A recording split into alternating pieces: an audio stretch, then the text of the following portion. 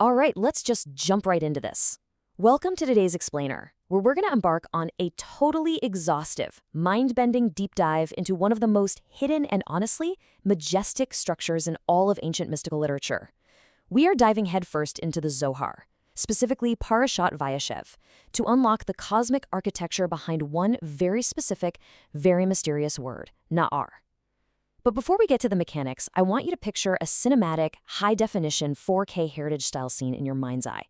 Imagine a radiant, youthful Joseph. He's glowing with this almost otherworldly light, and he's standing right beside a rushing, mystical river, the River of the Covenant.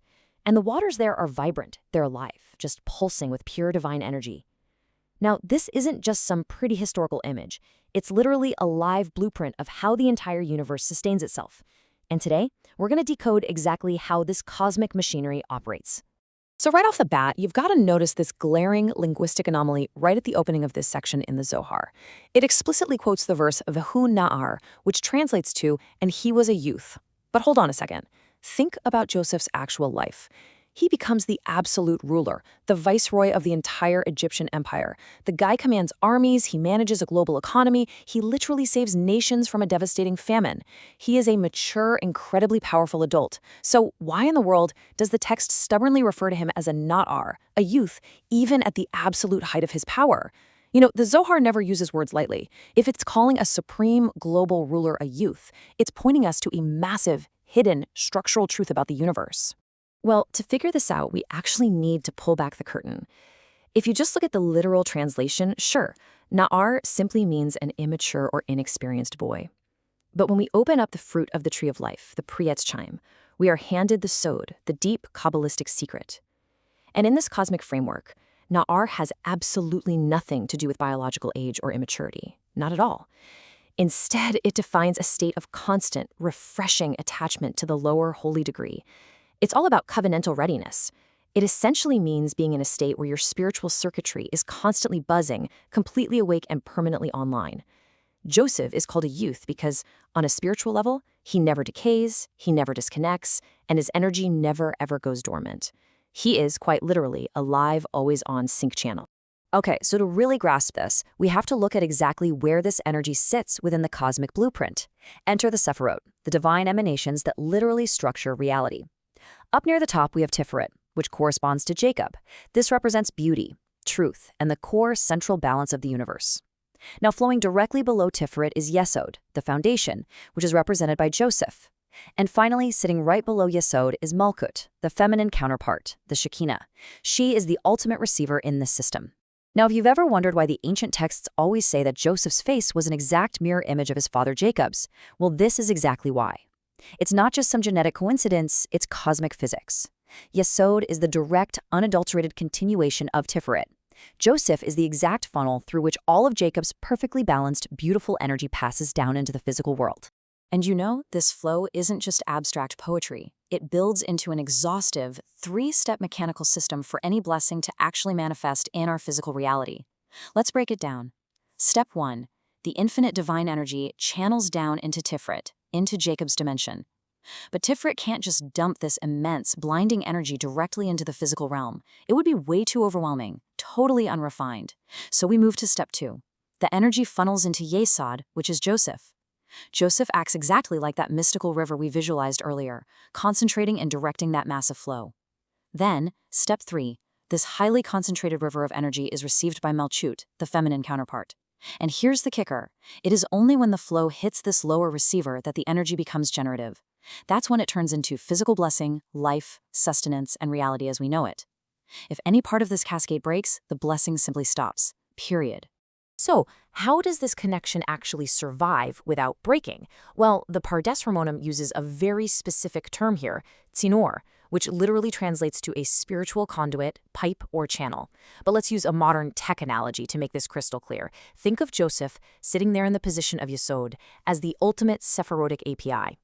Now, in software, an API is what allows two completely different systems to talk to each other flawlessly without dropping the connection. Joseph is that live API, bridging the infinite upper dimensions with the finite lower world. And because he kept the covenant flawlessly, his tzinor, his conduit, never corrodes. He never disconnects. He ensures a constant, uninterrupted transmission of cosmic data and life force. And honestly, the beautiful thing about this architecture is how universal it is to explain across different generations. If you're trying to explain this to kids, tell them it's exactly like a video game. The upper worlds, that's the main console where all the heavy processing power lives. Our physical world is the controller, right there in your hands. Joseph is that crucial, unbreakable power cable connecting the two. If the cable unplugs, the game shuts down. Simple as that. But for adults, we can look at this as high-level cosmic engineering. Joseph is that live sync channel API, keeping the entire universal architecture connected and online. It's absolutely wild to think that these ancient mystics were describing advanced systems of connectivity literally thousands of years before we had the physical technology to even visualize them in this way. But hey, let's be real. An API or a massive power cable is literally useless if it isn't plugged into a receiver, right? And this brings us right back to our cinematic imagery by the mystical river. The texts profoundly tell us that the feminine holy presence, the Shekinah or Malchut, walks beside Joseph in a hidden, unbroken union. Because Joseph maintained absolute purity and covenantal readiness, remember that deeply held secret of the Nar we talked about? He is perfectly calibrated to interface with Malchut. This sacred union is totally hidden from the profane eyes of the physical world. But up in the spiritual realm, it is blindingly bright and awe-inspiring. The Sephirotic API is locked into the receiver, and it's generating life continuously. So what kind of data, what kind of energy is actually flowing through this connection? The Pardes Ramonum goes super deep into the cosmic color mechanics of this whole process. You see, the universe operates on this incredibly delicate, absolutely necessary tension between two opposing forces. On one side, we have red judgment, known as Din. These are the strict, limiting, and fiery cosmic forces.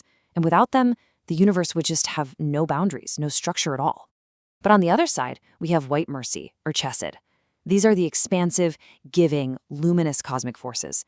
Left to themselves, these energies would either burn the world to a crisp with strictness or completely dissolve it with boundless expansion.